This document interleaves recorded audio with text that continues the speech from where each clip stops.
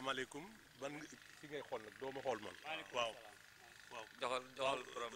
góor gi présenté yow yaay kan. man maay El Hadj Ibrahima Ndiaye. waaw président ànd bokk liggéey. alors présenté ñu d' abord ànd bokk liggéey. ànd bokk liggéey moom mooy mbooloo moo xam ni dañoo ànd jubboo fas yéene daan seen doole rek ci tool yi pour jéem a am teraanga ci seen bopp ak seenu njaboot moo tax ñu ànd bokk liggéey. kañ ngeen ko sos ñaata membre ngeen. yaakaar naa ne war naa toll ci waaw 87 daal defe naa moom la war a toll 1900 groupement baa ngi commencé le 3 5e mois 87 waaw. alors ci lan ngeen di yëngu. mbayum lëjum rek ci la ñuy yëngu mooy bépp gàncax boo xam ne daal ci lëjum la jëm muy pomme de terre supame carotte soble tomate ak kaani pabaron yëpp dañ koy liggéey waaw. alors seen mbéy nu mu tolloo fii. fii nekk secrétaire baa ngi nii léegi mën na maa wax tonnage bi nga xam ne jënd nañ ko moom mën nga koo jox mu laaj ko mu wax la ni mu toll. ci ànd bokk liggéey. waaw dinaa ñëw ci moom. waaw kon buñ ca àggee moom dina la ko wax kon. alors léegi yow yaay président bi. alors pour seen liggéey bi gën a ñoŋ gën a dox ñan ngeen ci àndal. xanaa Paden ak banque CNCA ñooñu la ñu àndal ci biir liggéey bi ñoom ñoo fi ñu agsi tey daal ginnaaw yàlla ñoo ñu ci jàppale waaw ñoo ñu ci jàppale ndax bi ñu àggee ci semence bi dem nañu ba nga xamante ni li ñu bëgg ci semence sunu xaalis matewu ko te fekk ñoom am nañu ci ñun confiance boo xam ne waa Paden boole nañoo ak ñoom ba ñoo ñu jàppale ci semence bi ñu jënd ci lu doy loo xam ni mën naa ni dimbali na baykat yi sama membre yëpp yu ci bari.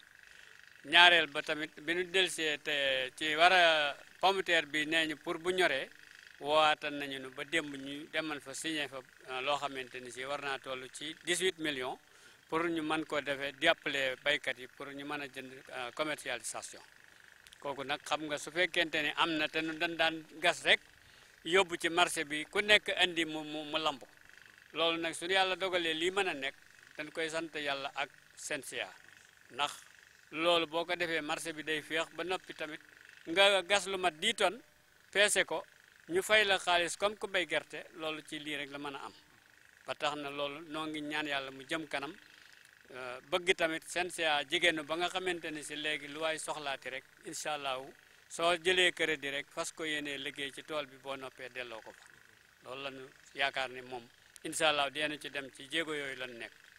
alors monsieur le secrétaire général. waaw li nga lakk tuuti tubaab. tubaab nag li ma si dégg bariwul.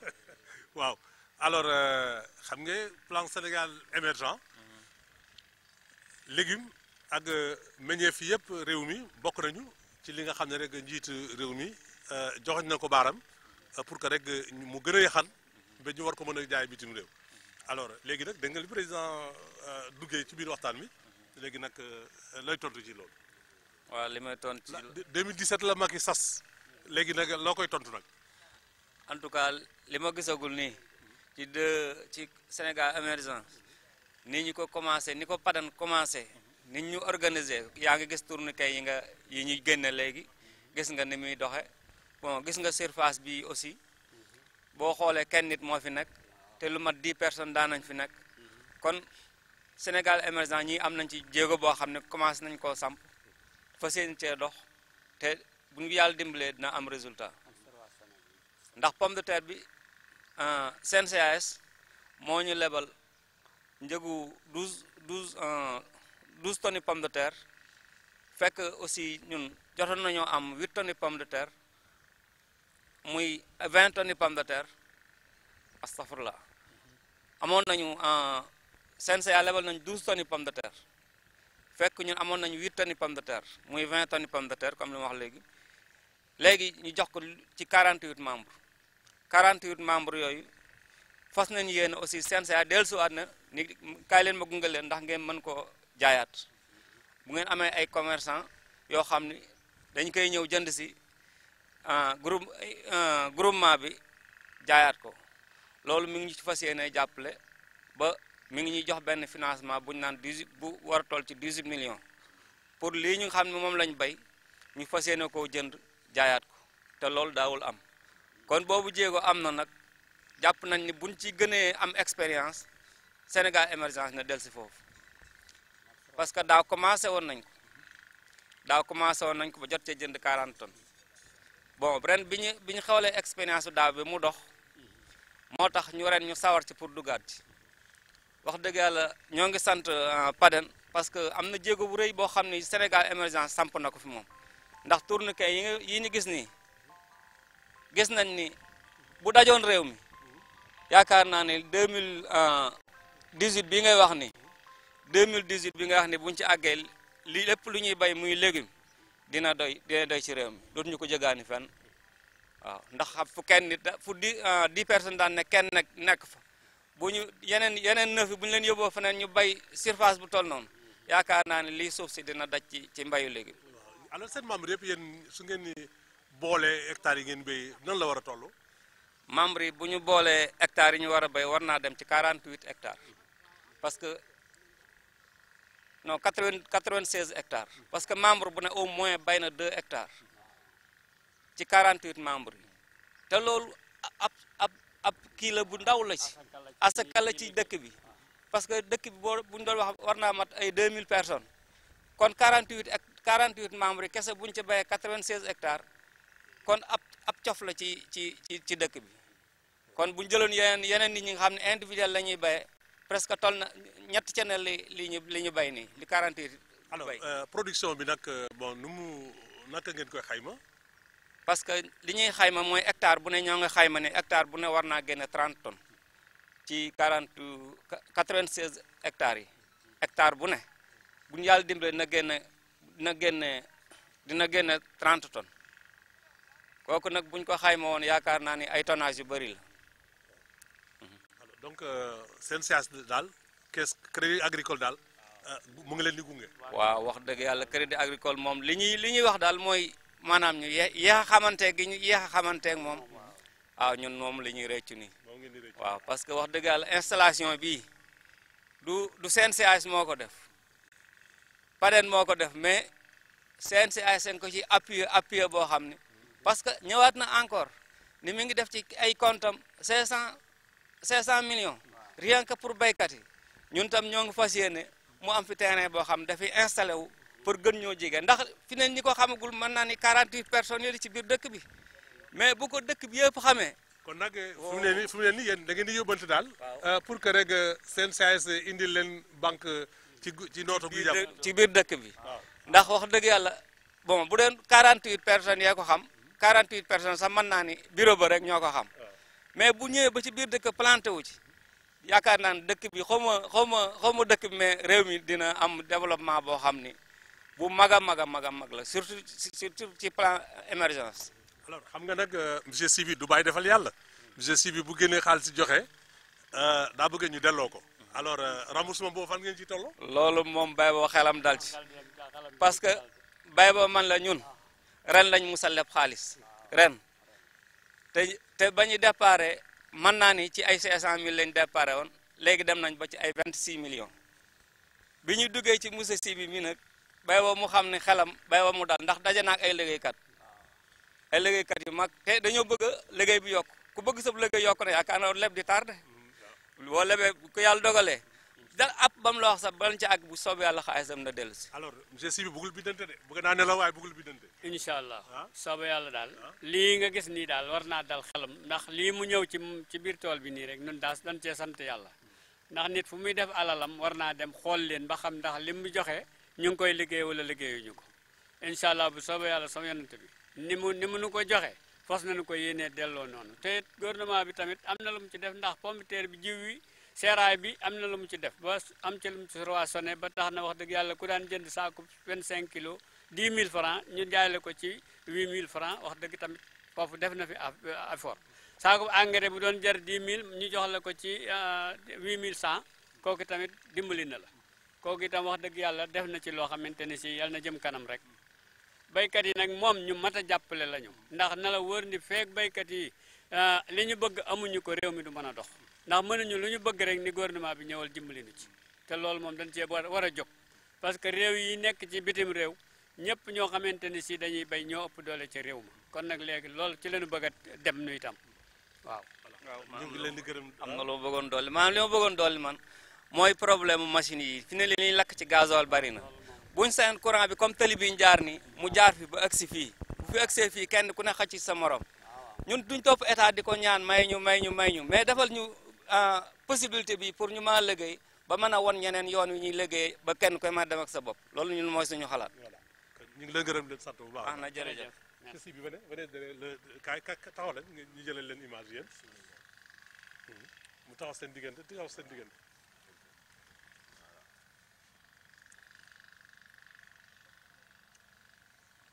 defal ma un bon cadrage.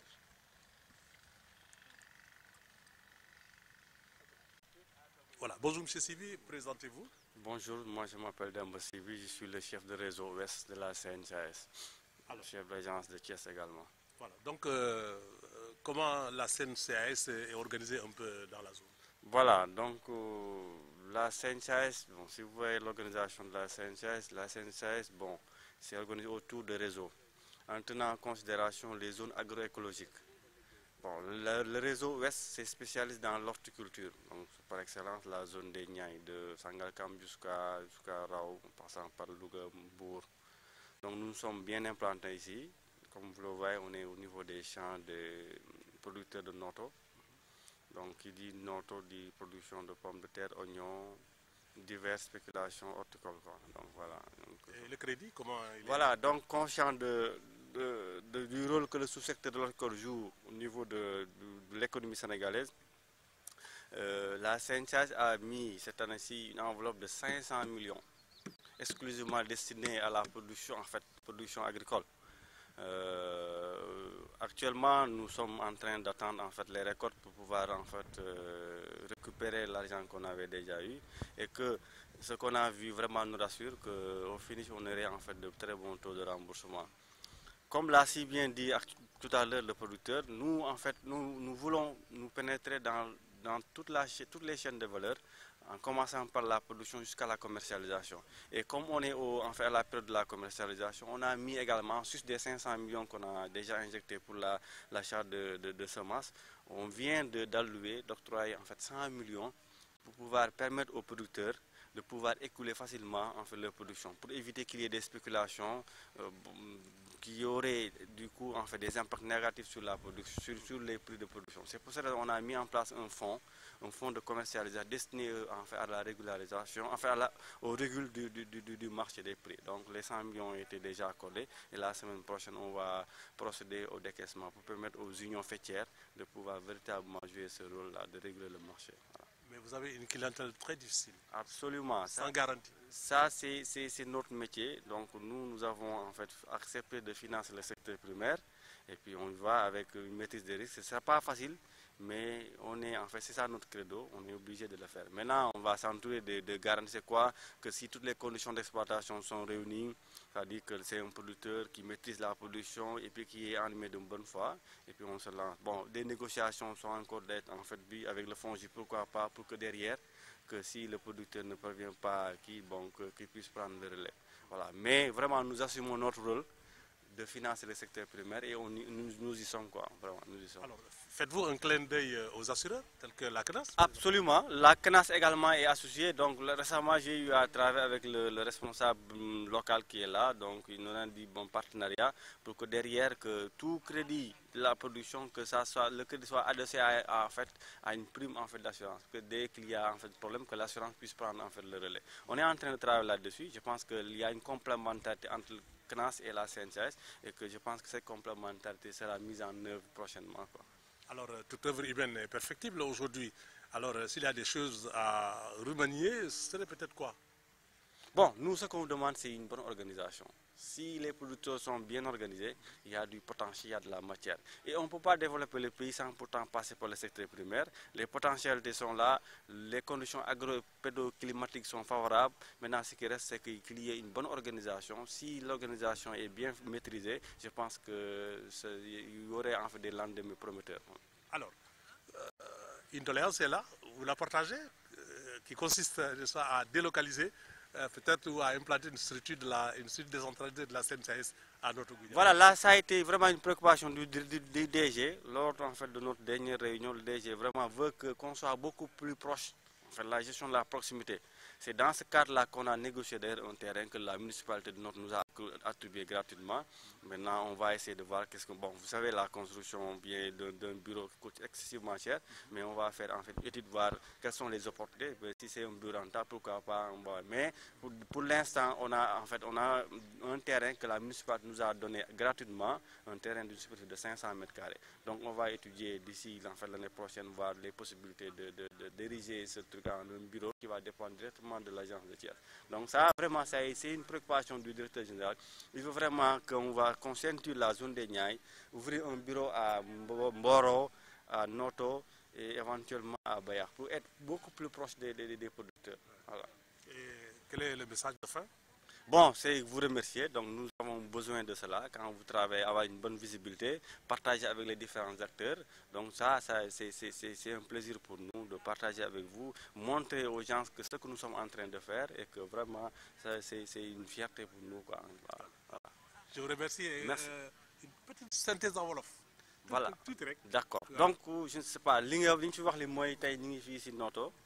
Donc leen expliquer suñu liggéey bu ñuy def ci wàllu mbay mi en tant qu'acteur, parce que bu ñu waxee mbay surtout mbayub dër il faudrait que mu am ñuy jàppale te CNCA nag loolu mooy liggéeyam mooy nekk ci àll bi jàppale baykat yi pour que ñu en fait économie sénégalaise développé. Loolu moo tax tey ñu ñëw wan leen ak producteurs yi nekk fii lan mooy rôle lu CNCA nag lan mooy rôle mooy su fekkee ne am na ay producteurs yoo xam ne ay baykat lañ te am nañ suuf di bay bu ñëwee ubbi compte CNCA ñu xam ne ñi liggéey moo leen tax a jóg ak derrière ay société d'encadrement yi nekk fii Paden suñu leeree rek dañu lay accompagner. Loolu moo waral année bii si réseau bi nga xam man maa ko jiite réseau ouest de Thiès jusqu'à Louga dañ génne benn enveloppe bu 500 millions boo xam ne exclusivement pour leen mettre jox producteurs yi ñu am intrant mooy semence ak produit phyto pour ñu mën a bay.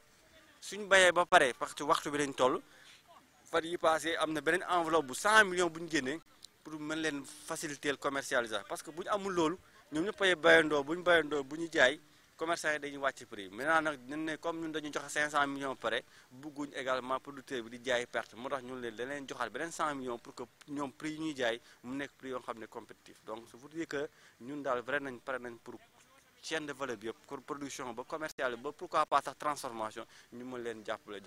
Donc je pense que ne loolu daal lu ñu amoon lu ñuy wax si. Alors nee naa leen nag doo bàyyi defal yàlla. parce que ku joxe bor atem fay la. dëgg la parce que nag foo toll ak ñoom. bu baax ñoom xam nañ ko wax nañ leen ko ñoom ñu ngi si bañ leen joxee crédit bi tooguñu rek dañ leen suivre jox nañ leen ko ñëw chaque fois ñi ñëw xool li nga gis fii vraiment war na la que li leen jox def nañ ko si tool bi te bu waxtu fay jotee également li ñu wax te danañ ko def. Donc banque moom kuy xaritam mooy kuy jël di fay te ñun également en tant que responsable loolu mooy suñu mission duñ leen bàyyi jox nañ leen suñu responsable mooy bala ñu leen di bàyyi ñu tàggoog ñoom ñu ñëw indi leen joxoon. Donc loolu te am nañ si yaakaar bu mag que ne loolu danañ ko def. ñu ngi lay gërëm la sant. Voilà ñun tamit ñu ngi leen di gërëm bu baax.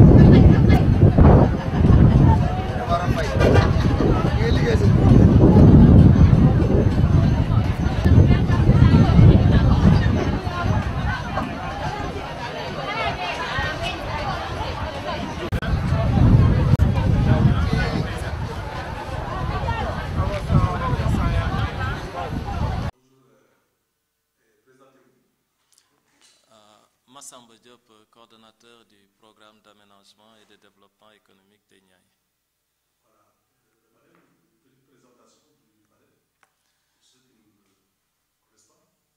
Le programme d'aménagement et de développement économique des Niayes est un programme du ministère de l'Agriculture et de l'Équipement rural qui a démarré depuis 2012 sous financement du gouvernement du Canada et du gouvernement du Sénégal. Le programme intervient exclusivement dans la zone des Niayes et surtout autour de l'objectif d'augmentation de la production et de la productivité, n'est-ce pas, des filières horticoles et agroforestières. Nous intervenons donc dans les Niayes uniquement, entendons toute la région historique, n'est-ce pas, des Niayes, n'est-ce pas, de Dakar à Saint-Louis, qui est une bande d'à peu près 180 à 200 km, n'est-ce pas, de long, et de 30 à 50 km de large. Pour être plus pratique, c'est tout ce qui est à gauche de la route nationale 2 Dakar-Saint-Louis. Notre intervention est limitée autour de 5 filières, 4 filières horticoles qui sont la pomme de terre, l'oignon, le chou et la carotte, et une filière agroforestière qui est l'aménagement de la bande de filao. Comme vous le savez, dans les Niayes, la problématique essentielle demeure aujourd'hui l'amélioration des conditions de production. À ce niveau, notre appui va dans le sens de la modernisation des systèmes d'irrigation traditionnels que les producteurs utilisaient, et surtout aussi notre deuxième pilier, c'est le renforcement des capacités. Renforcement des capacités techniques, mais aussi renforcement des capacités financières et des capacités commerciales. Donc, à cette fin, nous travaillons avec les producteurs individuels, mais nous travaillons aussi avec leurs organisations de producteurs qui sont chargés surtout de mener des services, de mettre à la disposition de leurs membres des services, n'est-ce pas, dans le sens des services pour réduire les difficultés que rencontrent les producteurs, n'est-ce pas, dans l'accès aux différents facteurs de production. C'est à peu près ça le PADEN. Il doit finir le 31 juillet 2018, donc il nous reste actuellement 1 année et demie pour clôturer ce programme. Alors, il est question peut-être de temps, n'est-ce pas, trop pressé, si je peux l'appeler comme ça, de booster un peu la production, pas la production horticole, mais de booster les exportations. Alors, quel est l'état des lieux dans votre zone? L'état des lieux est aujourd'hui très rassurant par rapport aux objectifs qui sont définis dans le programme d'accélération de la cadence de l'agriculture sénégalaise. En fait, aujourd'hui, les objectifs de production, d'autosuffisance du marché en oignons sont atteints en termes de quantité.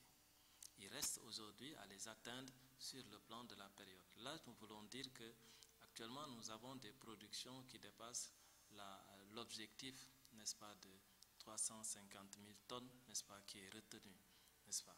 Mais cette production est disponible sur 6 à 8 mois, ce qui fait qu'il y a d'autres mois de l'année, on importe de l'oignon. Donc l'objectif de l'oignon a été atteint. L'objectif de la pomme de terre aussi est en cours d'être atteint, parce que l'année dernière, on était presque à 1/3 de production par rapport aux besoins du marché national. Cette année, nos estimations vont au plus de 60 000 tonnes sur des besoins estimés autour de 90 000 tonnes. Donc je dis que ces objectifs aussi sont en phase d'être atteints, et les premiers indicateurs que nous avons sur la production 2016-2017 pour la pomme de terre, n'est-ce pas, sont très rassurants à ce niveau. Les objectifs d'exportation aussi sont, je suis sûr, seront atteints parce que rien qu'en fin 2016, ils étaient près de l'ordre de 100 000, n'est-ce pas, 100 000 tonnes sur un objectif de 150 000 tonnes. Donc nous pensons que ces objectifs seront atteints, n'est-ce pas, par rapport, n'est-ce pas, à l'horizon de 2017. 2017, l'horizon de 2017, c'est en fin 2017. Donc ces objectifs seront atteints, nous pensons, par rapport aux filières horticoles. Aujourd'hui et depuis quelque temps, nous assistons à une augmentation très sensible et très notoire de l'ensemble des productions horticoles, n'est-ce pas, dans la zone des Niayes. Alors, ces résultats, c'est la combinaison de l'expertise, n'est-ce pas, et d'autres facteurs, notamment les moyens.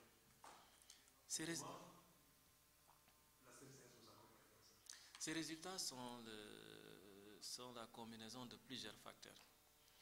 Il y a déjà des facteurs aujourd'hui sur les changements et l'introduction d'innovations technologiques, n'est-ce pas, dans la production horticole. C'est un pilier sur lequel travaille le PADEN. En quoi faisant aujourd'hui, en modernisant les systèmes. Aujourd'hui, nous sommes avec l'introduction même du solaire dans la production horticole, n'est-ce pas? C'est les autres raisons aussi qui expliquent ces résultats, c'est aujourd'hui le renforcement de capacité. Chaque année, nous formons plus de 1500 producteurs sur les itinéraires techniques, sur l'environnement, n'est-ce pas, sur l'éducation financière, et j'en passe, et sur tant d'autres thèmes. Ces résultats aussi sont les efforts combinés des différents acteurs qui interviennent au niveau de ces filières. Et parmi ces facteurs, c'est la CNCAS, n'est-ce pas? Parce que le PADEN cofinance, n'est-ce pas, pour les producteurs, les facteurs de production. Quand il faut changer un système de production, ça a un coût. Le coût, par exemple, aujourd'hui, pour 1 hectare en aspersion, c'est autour de 3,5 millions. Si c'est le goutte à goutte, c'est autour de 4,5 millions. Donc le PADEN, selon sa grille de cofinancement, finance jusqu'à une hauteur. Le reste du financement de ce projet est à mobiliser par le promoteur et surtout auprès des systèmes financiers décentralisés ou des banques. La CNCA, à ce niveau, intervient parce qu'une bonne partie des producteurs bénéficiaires sont ses clients. Et donc, à partir de ce moment, nous élaborons un dossier de demande de crédit à l'attention de la CNCAS. Si ce crédit est accordé, nous accompagnons la CNCAS d'abord dans la sécurisation même de ce montant. Ce qui fait que déjà, ça c'est un résultat extrêmement important. Là, nous fournissons des assurances que le crédit sera exclusivement réservé au financement du sous-projet, qui est convenu avec le PADEN. Donc, plus de détournement d'objectifs. Et donc, s'il n'y a pas de détournement d'objectifs, si les facteurs de renforcement de capacité sont là, si les autres facteurs du marché sont là, il y a, nous pensons, moins de risques par rapport au dénouement correct du crédit. Donc, vous voyez, c'est là aussi où nous avons d'excellentes relations avec la CNCAS. Un autre cas qui vient de se passer dans moins d'une semaine, c'est aujourd'hui l'intervention de la CNCAS sur le maillon commercialisation. Qu'est-ce que nous avons identifié? Le producteur, on fixe un prix pour l'oignon, 225. Par contre, sur le marché, c'est 50 francs, 75 francs, 100 francs. Donc là, nous sommes parvenus, en collaboration et en partenariat avec la CNCAS, à lui proposer un ensemble d'organisations de producteurs viables et crédibles pour lesquels, n'est-ce pas, la CNCAS a accepté de mettre en place un crédit de commercialisation. Cela consistera à ce que les organisations de producteurs achètent la production de leurs membres pour pouvoir réguler, n'est-ce pas, le marché. Parce qu'une donnée sûre, si nous voulons sécuriser les scores dont on parlait tantôt en termes d'atteinte des productions horticoles, il faudrait très certainement sécuriser le revenu du producteur. Si son revenu baisse malgré tant d'efforts d'augmentation de production et autres, il ne va pas refaire les mêmes cultures ou il va faire d'autres cultures où il va réduire, n'est-ce pas, la surface emblavée. Ce qui rend hypothétique notre atteinte de manière continue et durable, n'est-ce pas, des objectifs fixés en termes de quantité, mais aussi en termes de qualité. Donc, Et c'est ce que nous faisons, et c'est ça aujourd'hui presque la finalité, n'est-ce pas, du PADEN, c'est d'augmenter les revenus des producteurs. C'est surtout de sécuriser les revenus. Et nous pensons que c'est aussi la mission, n'est-ce pas, de la CNCAS, qui est d'augmenter, n'est-ce pas, la richesse, n'est-ce pas, de ses clients. Pour ne pas abuser de votre temps, est-ce qu'il y a une question qui vous paraît importante que moi j'ai certainement oublié de vous poser? Je vais le mot de la fin. Je crois qu'il faut qu'on continue dans cette dynamique et surtout inviter tous les autres acteurs. Nous pensons que dans le financement, n'est-ce pas, des chaînes de valeur horticole, il y a une typologie qui est en train de s'opérer. Cette typologie est en train de s'opérer où on voit beaucoup d'autres structures d'ampleur moins grande que la CNCAS qui sont à des niveaux de microcrédit qui sont extrêmement importants et qui atteignent certains types de producteurs. Là, la CNCAS est avec nous en train de cibler certains types de biens d'investissement dans le cadre des sous-projets, mais aussi certains types de maillons dans ces filières horticoles. Nous pensons qu'il y a vraiment beaucoup de matière à faire. Et c'est d'inviter tous les autres pour financer vraiment, pour que le financement des chaînes de valeur horticole persiste. Parce que nous sommes conscients que c'est une des contraintes, n'est-ce pas, extrêmement difficile à lever. Et si elle est levée, le Sénégal pourra de manière durable et pérenne, n'est-ce pas, sécuriser, n'est-ce pas, ça, et produire suffisamment de produits horticoles et aussi atteindre les objectifs en matière d'exportation. Je vous remercie, M. Diop. Nous pouvons gagner 10 minutes rek nga tënkal ñu rek ci wolof surtout en dernière partie nga xam ne rek moo di sas bi ñu leen sas lépp pour 2017 au moins ñu yokk cere yokk ñeex. jërëjëf li nga xam ne gis nañ ko ci ñaay bi moo nekk ne yéene bi rëy na mais yéene dafa war a rëy pour sénégalais bu ci nekk et que ñu teg objectif foo xam ne dañ naa mën nañ ko mënuñu koo egg pour man mën nañ fa egg te pour man danañ fa egg pour egg fa nag il faut que ku ci nekk fa nga toog nga yëngatu banque yi yëngatu am nañu wàllu wu rëy ci jàpp ci objectif yooyu baykat yi ñi ngi def li ñu man mais danañ gën a yëngatu ñoom ak seeni kuréel pour que lépp loo xame ne moo nekk njariñ lu jëm ci baykat bi alors lenn du ko fànq donc ñooñ tamit am nañ ci wàll programme yi structure de recherche yi am nañ ci wàllu ñoom aussi am na lu ñu war a mën a dox ba nga xamee ne alors danañu yokk koom-koom danañ yokk xam-xamu baykat bi ñu gën a def liggéey boo xamee ne dana gën a sell alors commerçant yi am nañ ci wàll n'est-ce pas parce que je crois que ñoom aussi am na lu ñu war a mën a jàpp ba nga xamee ne mbayum pomme de terre mbayum carotte mbayum soble ak supame ak yeneen yooyu dinañ fi gën a ful su fekkee ne ñoom tamit wàll si nañu jàpp ci njëg gi séddoo am bi ci yoon ak baykat bi li ñuy gën a jàng moo nekk ne il faut que ku ci nekk lekk la tolloo ak ñaqam il faut que baykat bi tamit ñu aar ko moom ci par rapport comme am-amam aar ko ci par rapport am-amam moo nekk ne li mu liggéey ñaqam ñu jox ko ci nu mu ware suñ ko aaree ci am-amam su boobaa dana mën a continuer maintenant noonu moo ci yoon woowu la ñuy mën a jaar jàppale baykat bi mais tamit yaatal agro industrie bi parce que tamit pour ñu atteindre objectif yooyu yëpp tamit il faut que tamit ñi nga xamee ne ñoo am doole nekk yore ay agro industrie ñoom tamit am nañ ci wàll je crois que yooyu yëpp suñ ko boole war nañ mën a jot les objectifs jot ko si jàmm en tout cas PADEN ci boppam am na rafetlu na trop jokkoo bi nga xamee ne am na ko ak CNCA parce que loolu laa la nettali sànq ci ay bés yi ñu nekk rek ñoom financé nañu lu tollu 87 millions pour juróom benn kuréel yoo xam ne ñoom dañuy wàll si ci wàllu commercialisation ñoom kuréel yooyu dañ leen jox xaalis pour ñu wëlbatiku di jënd la seeni membre liggéey nga xam ne suñu bàyyee seen membre ñu jaay ko ci njëg gu bon ñoom ñu mën ko jënd téyendi ko di xaarandi ba marché neex ñu door ko ci dugal loolu yépp je crois que ay jaar-jaar la yu rafet te ñu yéene ne nañu ko CNCA defee ñun yaakaar nañ ne ñeneen ak ñeneen ñëpp war nañ cee wàll si pour jàpp si donc loolu la ñu amoon lañ si wax. est-ce que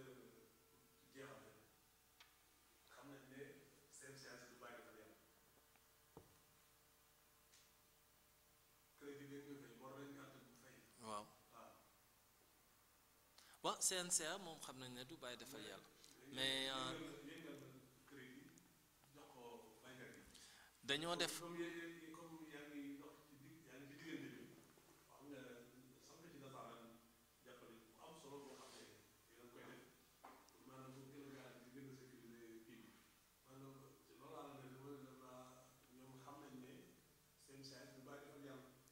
loolu xam nañ ko bu wóor moo tax ñu ne ñun jéego bu njëkk bi moo nekkoon def tànneef ay kuréel yu bari ba yëkkati tànneef bu am solo teg loolu jóg ci CNCA mais au contraire pour ñun tey la coono door parce que jox nit ki boor bi ànd ak kuréel gi jox ko déedéet topp bi mais ci loolu tëral nañu suñu plan ba pare na nañ koy doxee kuréel yooyu yëpp bu ci nekk actuellement ñu def ay waxtaan ak ay commerçants pour signer ay crédit de commercialisation pour seet aussi parce que lal nañu ay procédures tamit ak kuréel yooyu naka la ñuy aaree koom-koom boobu n'est-ce pas ba nga xamee ne dana dem fi mu war a dem comme ni mu la ko waxee ci njëlbeen rek ñun li Paden jàpp ak kuréel banque yépp lu ci nekk dañuy teg ay pexe yoo xam ne la taxoon jubluwaayu xaalis bi foofu rek lay mën a dem te donc suñu xalaatee donc procédures yooyu ñi ngi fi ñu xalaat tamit ay crédit de commercialisation yu ñuy signé ak ay commerçants ñi ngi fi donc yooyu yëpp danañu mën a jënd ci jaam jaay ci jaam te plan d'affaires bi ñu teg wane na ne am na gindiku boo xam ne ci diirub 6 mois no kuréel gi dana ci am koom te kuréel gi koom googu mu yor du delluwaat ci biir kuréel gi déedéet day delluwaat ci baykat bi li ñu tuddee ristourne moo di ne su kuréel gi jaayee kilo soble wala pomme de terre ba am si as dërëm n'est-ce pas su génnee sars yëpp sars yooyu dafa xel loolu des dafa am lenn ci loo xam ne ca ñàkk a jaayoon day xel delluwaat ci ñoom donc loolu lépp pour mën a fidéliser relation yi n'est-ce pas. d'accord jërëjëf jërëjëf monsieur Kidjera en tout cas jërëjëf waa CNCAS et ñu ngi leen di gërëm ci taxawaay bi. C'est un excellent parti.